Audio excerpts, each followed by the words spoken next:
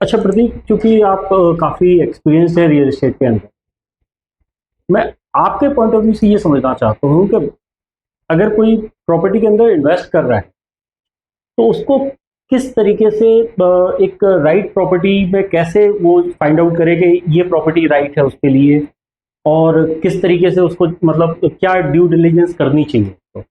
Sir real estates में ना सबसे इम्पोर्टेंट आज के डेट में बायर्स के लिए ये बहुत इंपॉर्टेंट क्राइटेरिया बन चुका है कि आप जब कभी भी अपनी प्रॉपर्टी प्लान कर रहे हैं, प्रोवाइडेड आरटीएम है या आप अंडर कंस्ट्रक्टेड के अंदर जा रहे हैं, हमेशा उसके पेपर वर्क्स, और पेपर वर्क्स के लिए एक ईज आउट सबसे पहले ये है that get into a bank facility. Loan facility में आप जाओगे तो ऑटोमेटिकली आपका बैंकर जो है आपको पूरा ड्यू डिलिजेंस लैंड के ऊपर पूरा करके आपको दे रहा है, ठीक है। एल्स अगर आप अपने सेल्फ फंडिंग्स के ऊपर भी जा रहे हैं तो सबसे पहला इंपॉर्टेंट है टू चेक ओवर कि किसी तरह का मोटिगेशन तो नहीं। बहुत इंपॉर्टेंट है, यहाँ पे कहीं ना कहीं इशू आ जाता है कि लैंडशिप्स आपके क्लियर टाइटल के साथ आपकी पूरी आपको मिले। दूसरा इंपॉर्टेंट सबसे बड़ा ये है कि कहीं किसी तरह का वहाँ पे रेवेन्यू रास्ता तो नहीं निकल रहा कि आपने तो प्रॉपर्टी खरीद ली, पता चले कि आपका आधा प्रोजेक्ट इधर है राइट साइड में, आधा प्रोजेक्ट लेफ्ट साइड, और बीच में से आपका रेवेन्यू रास्ता निकल रहा है, तो that is also important.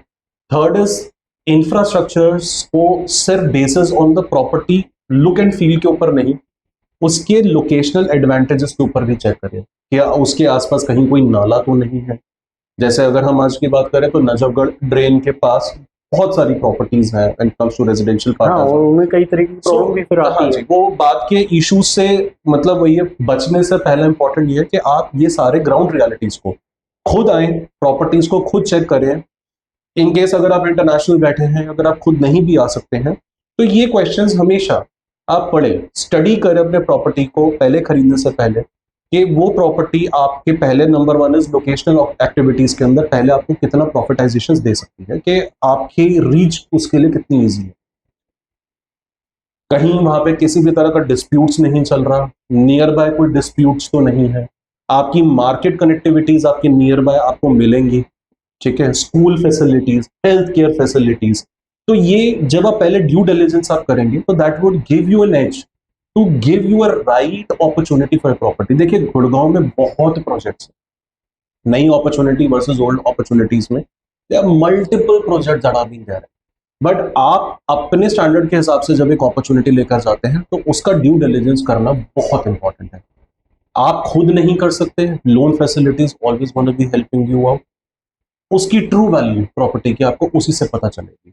Just on the basis of price एक प्रिजम्पशन मत बनाइए कि मेरे को किसी ने आज 25,000 कोट कर दिया या 28,000 कोट करा या 40,000 कोट करा, ठीक है, तो ये प्रोडक्ट तो बहुत महंगा है।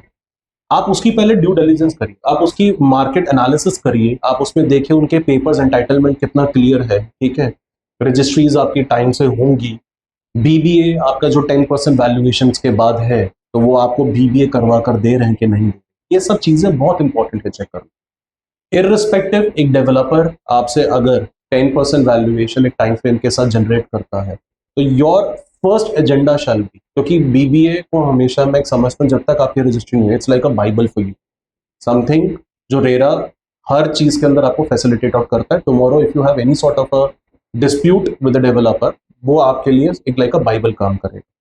तो आपके लिए सबसे इंपॉर्टेंट पहले ये कि जैसे ही आपका 10% हो, आप इनिशियली सबसे पहले अपने बीबीए एक्टिविटी की तरफ प्रोसीड ऑन करें, ठीक है। दूसरा इंपॉर्टेंट ये है कि अगर आप लोन फैसिलिटीज में जाएं तो अपने बैंकर से भी चेक करिए टाइटलशिप्स क्लियर है, किसी तरह का मोटिगेशंस तो नहीं है। ये सारी चीजें अपने बैंकर्स के साथ भी आप थ्रू आउट अपनी जर्नी के अंदर चेक करिए। सो ये छोटे छोटे पॉइंटर्स हैं that safeguards over into an investor. अगर आप अपने होमवर्क के ऊपर पूरा फेयर करके चलते हैं, you will always get over the right opportunity, right property for yourself. You are right Prateek, क्योंकि मतलब आपकी बातों से मेरे को एक पुरानी बात याद आ गई। एक्चुअली किसी बायर के साथ मैं था, रेंटेड की डील हम कर रहे थे, तो उस टाइम पे उसने भी मेरे को यही चीज़ बोली। क्योंकि होता क्या है कि आप बायर से बहुत कुछ सीखते हो, बायर्स आपसे बहुत कुछ सीखता है, क्योंकि अल्टीमेटली हम लोग पब्लिक डीलिंग में हैं, लोगों से सीखते हैं। करेक्ट।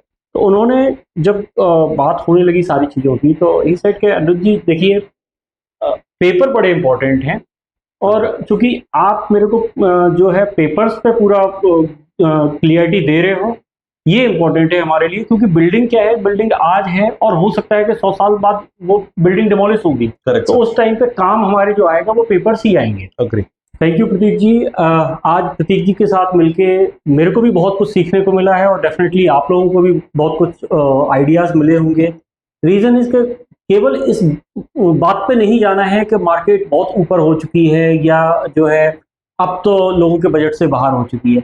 आपके बजट के अंदर भी गुड़गांव के अंदर मल्टीपल लोकेशंस पर प्रॉपर्टीज़ अवेलेबल हैं, बट आपको ये समझने की बहुत ज़रूरत है कि आप किस तरीके की प्रॉपर्टी में जाना चाहते हो।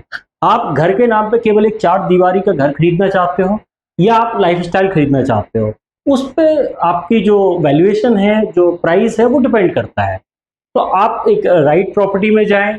इसके लिए हमारी लगातार कोशिश है कि यूट्यूब के माध्यम से लगातार पॉडकास्ट में हम अलग अलग तरीके के गेस्ट को लेके आते हैं, इंडस्ट्रीज़ के काफ़ी पुराने लोगों को लेके आते हैं और कोशिश करते हैं कि पॉडकास्ट के अंदर वो लोग हों जो रेगुलर बेसिस पे क्लाइंट के साथ इंटरेक्ट करते हैं, जो मार्केट की ग्राउंड रियलिटी को जानते हैं।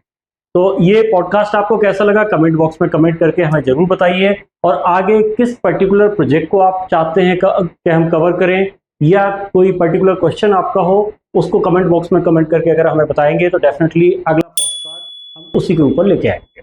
Thank you very much. Thank you so much Anurag ji, thanks a lot.